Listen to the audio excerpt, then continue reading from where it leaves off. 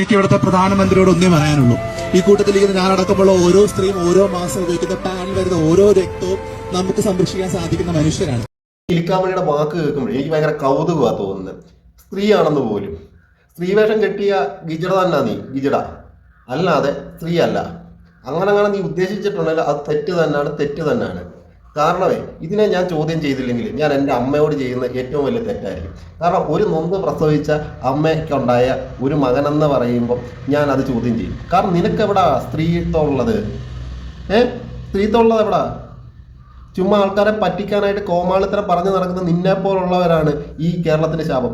നല്ലവരായിട്ടുള്ള transgenders ഉണ്ട് ഇവിടെ, നല്ലവരായിട്ടുള്ള നല്ല ആശയങ്ങൾ കൈക്കൊണ്ട് ജീവിക്കുന്നവരുണ്ട്. അവരെ പറയിപ്പിക്കുന്ന രീതിയിലാണ് നിന്റെയൊക്കെ ഇന്നത്തെ പോക്ക്. കൂട്ടമണി അടിച്ചുകൊണ്ട് നടക്കുന്നത്. നിനക്കവിടെ ബ്ലഡ് വരുന്നത്, നിനക്കവിടെ ഗർഭപാത്രം ഉള്ളത്. പറയിപ്പിക്കല്ലേ, കൂടുതൽ പറയിപ്പിക്കല്ലേ. നല്ലവരായിട്ടുള്ള അമ്മമാരിവിടെ ഉണ്ട്, അമ്മമാർക്കുണ്ടായ മക്കളും ഉണ്ട്.